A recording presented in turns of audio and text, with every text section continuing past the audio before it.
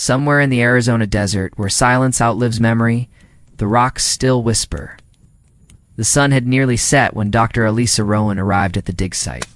The road behind her was dust and distance, and ahead nothing but open land, scorched and orange. As if the desert itself had been set on fire and left to cool over centuries. No breeze, no birds. Just the steady hum of heat rising from the stone. The horizon bled into shades of rust and shadow. Somewhere nearby, she thought she heard the faint rattle of stones, shifting though no one else was there. She stepped out of her truck and into the stillness. Carved into the surface were petroglyph symbols and figures left behind by the ancestral Pueblones, or so it was assumed. But there was something about these markings that felt different. The site was marked only by a circle of flags and a line of shallow rock ledges that rose from the earth like the spine of some ancient creature. Not older, not newer, just wrong. She brushed her fingers along one of the figures, a headless form with spiral arms, standing in a circle of triangles. Beneath it, a wavy line pointed north. She had seen hundreds of carvings before, studied them, cataloged them, but these had never appeared in any archive. And more unsettling, none of the local tribes claimed them. In the flickering light, she flipped through her notebook, sketching the symbols she'd seen. Eliza set up camp just beyond the ridge, as the desert cooled and the stars arrived in a silent flood. Her tent was simple, her fire small. Suddenly a voice broke the silence. "You shouldn't be here after dark." Elisa turned sharply. An old woman stood just outside the circle of firelight, wrapped in woven shawls, eyes sharp despite the twilight. The carvings seemed to shimmer slightly, as if reflecting starlight that wasn't there. Eliza stood. "Sorry. I thought this land was unclaimed. It's what was buried in the stone." What the old ones tried to forget, the woman didn't move. "It's not the land that's dangerous." Eliza tilted her head. "Do you know what the symbols mean?" The woman's gaze drifted toward the ridge.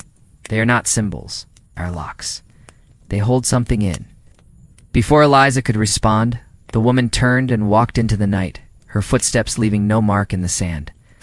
Eliza sat back down, heart uneasy. She glanced toward the rock-stark silhouettes now under the moon. She told herself it was fatigue, that she'd been driving too long, hadn't eaten. But when she checked her audio recorder before bed, it had captured something she hadn't expected. A low sound. A voice, perhaps a whisper, right before the tape cut out. She played it back, and there it was. "We are not gone." The words were faint, almost too faint to believe. She looked out at the ridge one more time. The rocks didn't move, but somehow they were waiting. Some markings are made to be read, others to be avoided.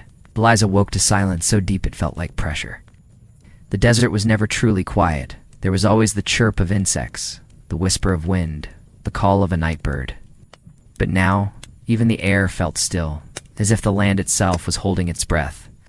The moon had sunk low, bathing the rocks in a faint silver-blue hue. Her campfire had burned out, but the ridge where the carvings worst still seemed lit from within. Not glowing exactly, more like ... remembering light. She unzipped the tent and stepped out. She felt drawn to it. She reached the largest petroglyph, a flat wall, embedded with dozens of overlapping symbols. Around it, small inverted triangles' teeth, mountains, flames. Notebook in hand, flashlight off, she climbed the short slope barefoot, letting the cool stone guide her. She crouched. The center was one she hadn't noticed before. A circle with two lines crossing through it, like an eye pierced from both sides. She traced the lines lightly with a gloved finger.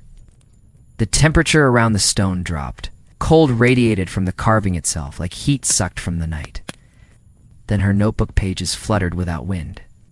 The moment she looked up, the symbols shifted. Only slightly, as if they had blinked. She stumbled back, heart hammering. "No," she whispered, breath fogging in the air. "That's not possible." But the lines were no longer where she had sketched them the day before. Some curves had elongated, some figures had changed direction. And one, a humanoid form with spirals in place of limbs, now pointed directly at her. Her voice trembled as she spoke into her recorder. Symbols appear. Two have moved. Or perhaps my notes are wrong, but it's strange. The changes are responsive. Not a person. Something thinner, taller. She reached for her pack, only to find her map laid out on the ground. Not as she'd left it, but opened and marked. She paused, as if they're aware. Suddenly a noise behind her. Eliza spun, flashlight on. It's nothing but empty sand. She hoped to clear her head, but a shape lingered in the dark of her vision, just long enough to make her question what she'd seen. When she returned to camp, the air inside the tent was cooler than outside. Beside it, a new symbol she couldn't read. Jagged, like claws. Someone or something had drawn on it. A circle scratched in charcoal where her dig site sat, with spirals radiating outward into the desert. She didn't sleep. The next morning, she hiked 3 miles to a rocky outcrop marked on an old Puebloan map as a sky opening, possibly a stargazing or ceremonial site. Instead, she found more carvings, matching those at her site, including one of herself. She froze. It was unmistakably her. The ponytail, the satchel, even her boots scratched crudely into the rock. She backed away. And for a moment, the wind moved again, whispered through the brush, curling around her like breath. She couldn't understand the words, but she knew what they meant. You are being remembered. When you stare long enough into the stone, sometimes the stone stares back. Eliza didn't tell anyone what she saw. There was no one to tell, anyway. Her team wasn't due for another 2 days. The radio picked up nothing but static. Her phone had lost signal the moment she crossed the dry riverbed west of the Seitan, no matter how many times she climbed the bluff. No bars ever returned.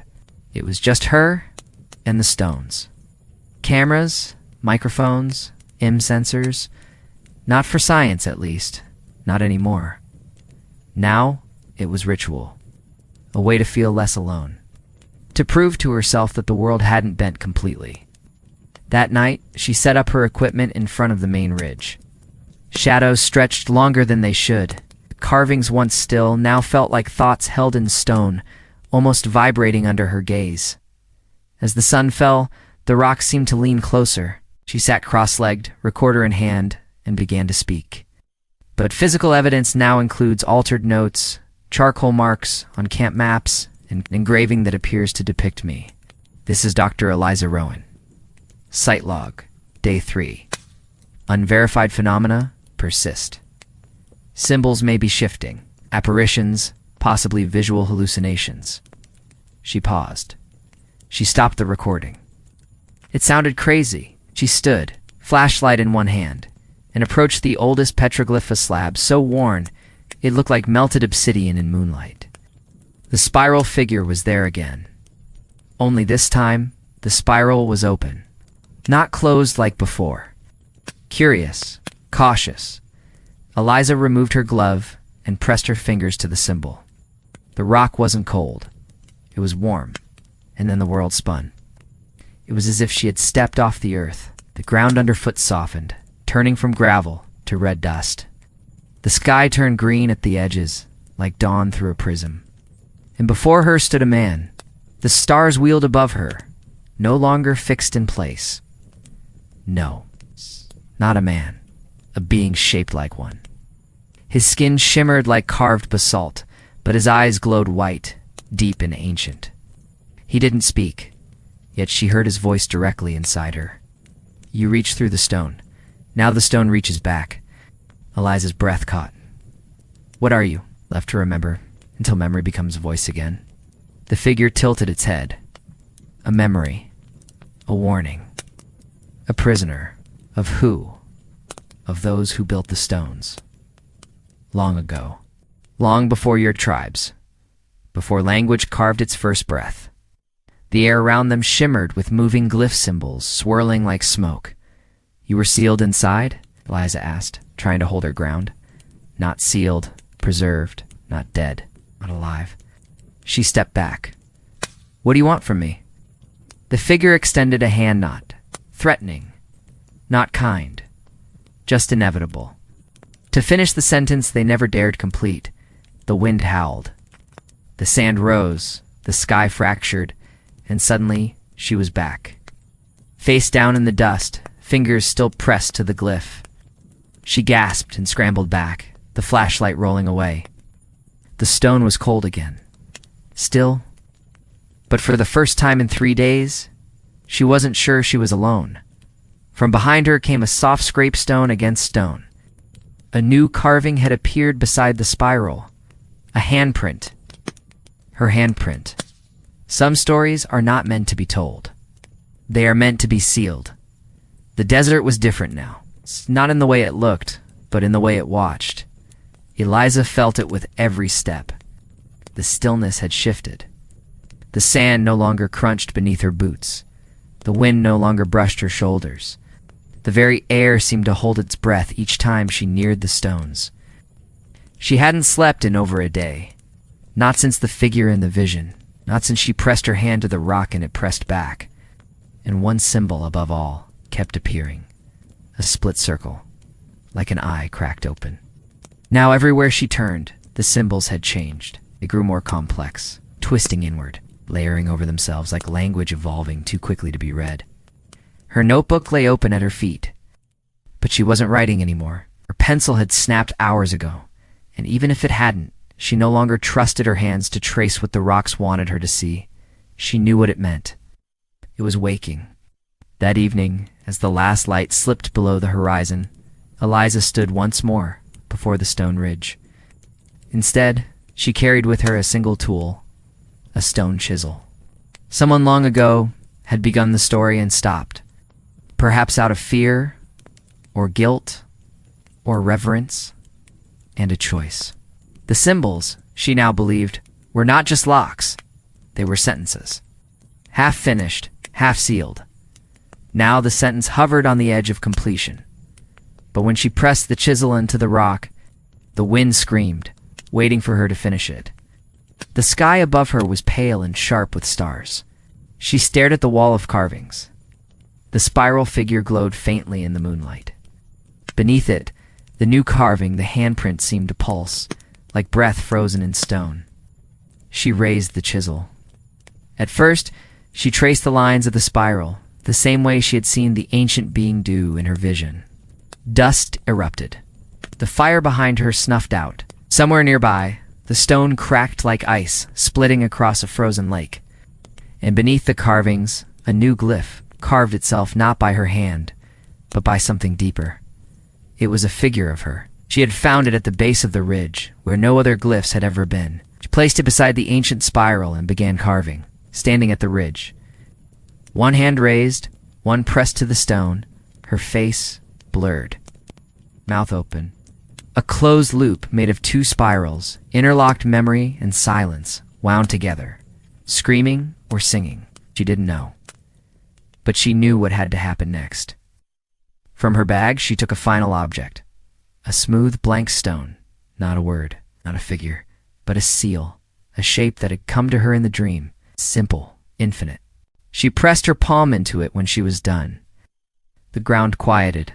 The stone no longer pulsed. The wind, for the first time in days, returned soft, warm, like breath let go. Eliza sat back, breathing hard. The stars blinked above her. The desert exhaled, and the whispering stones went silent. When the others arrived 2 days later, the site looked untouched. No signs of struggle, no tent. No Eliza. Just a notebook buried in dust, open to a final page. It held only one drawing, a spiral wrapped in silence. A single phrase scribbled in the margin. Some locks should never be undone.